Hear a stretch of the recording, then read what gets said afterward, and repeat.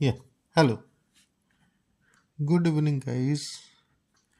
सो आज हम वापस जो हमारा लास्ट डिस्कशन था with respect to consent to establish, आज हम उसी को आगे बढ़ाएंगे और देखेंगे कि जब हम कंसेंट एप्लीकेशन लेते हैं तो हमको क्या क्या सवाल with respect to waste water aspects पूछा जाता है।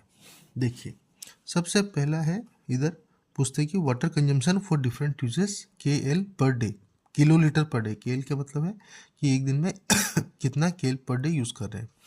तो पहला ये पूछते हैं कि इंडस्ट्रियल कूलिंग, स्प्रेइंग और बॉयलर फीड में आप कितना वाटर यूज़ कर रहे हो। ठीक है, तो industrial cooling, spraying, boiler feed, इसका मतलब ये है कि जितना भी आप वाटर यूज़ कर रहे हो in cooling tower, in process, सारा वाटर हमको यहाँ पे ऐड करना है। ठीक है, नेक्स्ट पूछते हैं domestic water, domestic purpose. Domestic purpose का मतलब क्या हो गया आपका, किचन में हो गया, डाइनिंग में हो गया, बाथरूम्स में हो गया, ये सारा वाटर जो भी यूज़ हो रहा है ये हमारा आ गया डोमेस्टिक पर्पस में। प्रोसेसिंग, दिस थर्ड ये पूछते हैं processing where water gets polluted and the pollutants are easily biodegradable. तो इसमें ये सिंपल पूछ रहे हैं कि आपका वाटर का वो अमाउंट जो एसटीपी में जा रहा है। ठीक है, और सॉरी, और एक ये पूछते हैं processing where water gets polluted and the pollutants are not easily biodegradable. तो ये इसका मतलब ये क्या पूछ रहे हैं कि आपका एटीपी में वाटर कितना जा रहा है। एंड लास्ट ये पूछ रहे हैं कि other such as agriculture, gardening etcetera. तो इसका मतलब ये है, ये पूछ रहे हैं कि आपका ग्रीन बेल्ट में कितना वाटर जा रहा है। ठीक है, तो ये है कंप्लीट समरी। तो आपको क्या करना है, जब आप अपना प्लांट का वाटर का वो बैलेंस बनाओगे तो उसमें सिंपली इसे ब्रेकअप कीजिए कि सपोज आप 100 केल of water on daily basis आप यूजेस कर रहे हैं। ठीक है, तो अगर आप डोमेस्टिक में 20 केल यूज़ कर रहे हैं, ठीक है, तो मोर और लेस क्या होगा आपका 20 केल ही आपका एसटीपी में चला जाएगा। ठीक है, वहाँ पे कुछ लॉसेस होंगे, उसका 18-19, सपोज आप 10% लॉस मानते हैं, तो आपको 20 केल एसटीपी में जब इनलेट होगा तो आपको आउटलेट में 18 केल करीब मिलेगा। तो टोटल वाटर, अभी देखिए आप, इधर आप 20 केल आपका फ्रेश वाटर हो गया, ये इधर 18 केल आपका रिसाइकल वाटर हो गया, तो टोटल आपका 38 केल हो गया। ठीक है, ग्रीन बेल्ट हो गया वापस से आपका। तो आपका नॉर्मली जैसे कि हमने लास्ट वीडियो में बात किया था, ग्रीन बेल्ट 33% रहता है, और जो भी इसमें वाटर जो आपका एसटीपी का ट्रीटेड वाटर है, इसका एक पार्ट आप यहाँ पे भी भेज सकते हो। सपोज 5 केल आप यहाँ पे दे रहे हो, तो इसका पानी तो लैंड में एब्जॉर्ब हो जाएगा, तो इसमें रिसाइकिल कुछ भी नहीं होगा, इसका टोटल होगा 5 केल। तो अगर आपने ये 20 केल जो हमारा एसटीपी में इनलेट में गया था, ये अगर 18 केल इधर है और 5 केल इधर कंज्यूम हो गया, तो मतलब 13 के लिए आपको वापस अवेलेबल हो रहा है। तो ये जो है आपका 20 + 13, 33 के लिए ही हो जाएगा। ठीक है, लेकिन मैं आऊँगा, ये इसमें थोड़ा सा और डाउट है, तो मैं आपको बताऊँगा वापस कि कैसे इसको इवोल्यूशन करना है। ठीक है, फिर फाइनल आ गया इंडस्ट्रियल। सपोज इंडस्ट्रियल में हम लोग 20 केल इधर हो गया, 80 केल इधर यूज़ कर रहे हैं।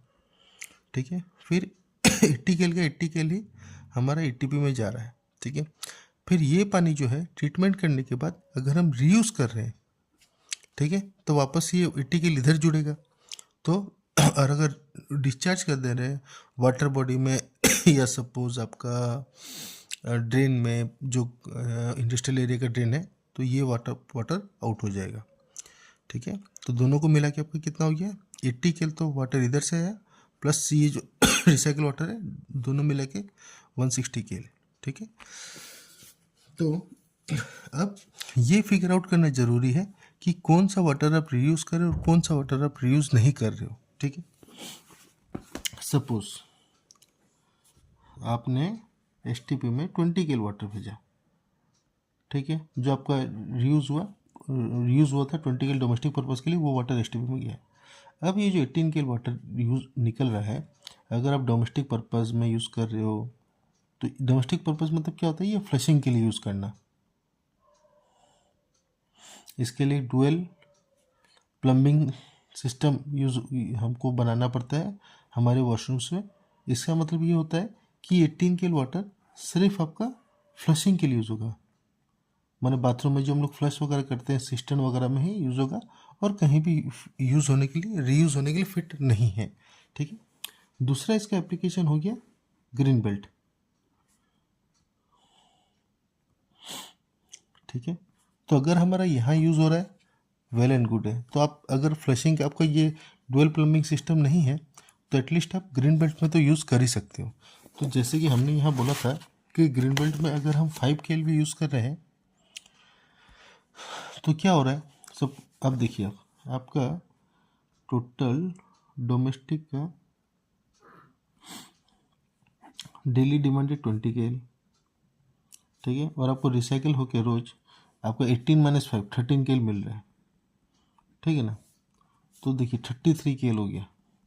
तो ये हो गया आपका टोटल वाटर जो आप डेली डोमेस्टिक पर्पस के लिए यूज़ करने वाले हो। ठीक है, similarly for industrial green belt, industry purpose, sorry not green belt purpose, industry purpose, यहाँ आपने 80 KL यूज़ किया इनलेट में, फिर वही वाटर आपका आपने ATP में फीड किया ट्रीटमेंट के लिए। सपोज 80 KL का 10% लॉस हो गया, ATP में 72 KL आ रहा है, तो हमको वापस ये देखना है कि 72 KL आप रीयूज़ कर रहे हो प्रोसेस में या आप इसको डिस्चार्ज कर दे रहे हो। सो डिपेंडिंग ऑन दैट आपका ये फिगर वहाँ पे जो होगा, अगर आप रीयूज़ करोगे तो 80 + 72 इट विल बी 152 KL, और एल्स अगर आप रीयूज़ नहीं करते तो 80 KL ही होगा ना, आपको तब भी हाँ 80 KL ही होगा। ठीक है ना, डेली आपका वाटर डिमांड, अगर आप रीयूज़ कुछ कर ही नहीं रहे हो, आप सीधा बोल सकते हो कि मैं डेली के 80 KL वाटर यूज़ कर रहा हूँ और जो फिर वेस्ट होकर चला जा रहा है।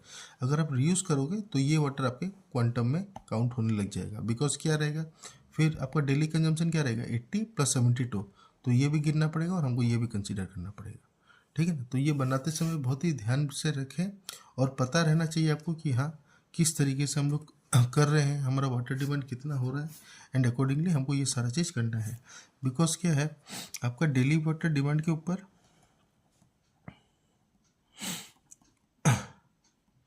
आपके और वाटर के लाइसेंस भी डिफर होंगे। अगर आपका डेली आपका 20 KL से ज़्यादा है वाटर रिस्ट्रिक्शन फ्रॉम बोरवेल, तो आपको CGWA तो आपको सेंट्रल ग्राउंड वाटर अथॉरिटी है, आपको वहाँ से भी ऑथोराइजेशन लेना पड़ेगा। तो ये स्टेट टू स्टेट वेरी करता है, जैसे आसाम में CGWA एक्टिव है, वेस्ट बंगाल में CGWA नहीं है। ठीक है, वेस्ट बंगाल में उनका स्टेट बोर्ड है, but it works like in the same manner of CGWA। ठीक है ना, तो स्टेट टू स्टेट ये डिफर करता है। तो आप चेक कीजिए कि आपके स्टेट में वाटर का जो है ये पूरा चीज़ कौन रेगुलेट करता है। ठीक है, whether it is state government और सेंट्रल गवर्नमेंट। और नेक्स्ट चीज़ इसमें पूछा जाता है कि आप कौन सा वाटर यूज़ कर रहे हो, हु इज़ द अथॉरिटी जिन्होंने अप्रूव किया है और आपका क्वांटम क्या है। तो अगर आप बोरवेल यूज़ कर रहे हैं और अगर आप आसाम में हो तो obviously it will be CGWA, और डेली आपका जो भी एक्सट्रैक्शन लिमिट है सपोज 100 KL पर डे है तो आप ये लिख देना। सपोज आपको कोई गवर्नमेंट सप्लाई दे रहा है तो आप लिख सकते हो गवर्नमेंट सप्लाई, या आप इंडस्ट्रियल एरिया में हो तो भी आप लिख सकते हो कि गवर्नमेंट सप्लाई दे रहा है। इंडस्ट्रियल एरिया में है तो आप लिख सकते हैं कि AIDC या जो भी गवर्नमेंट अथॉरिटी रेस्पेक्टिव। सपोज कोई भी इंडस्ट्रियल गवर्नमेंट रहता है तो आसाम में जैसे एक इंडस्ट्रियल बॉडी जिसका नाम है आसाम इंडस्ट्रियल डेवलपमेंट कॉर्पोरेशन, जिसके अंदर बहुत सारे इंडस्ट्रियल एरियाज़ हैं, तो या तो फिर आसाम में हो तो आप AIDC हो सकते हैं या कोई भी और एजेंसी हो सकता है, और फिर भी आप क्वांटम लिख दो कि हाँ मैं 100 KL पर डे यूज़ कर रहा हूँ। ठीक है, बस यही है वाटर के रिस्पेक्ट में। ठीक है, थैंक यू गाइस।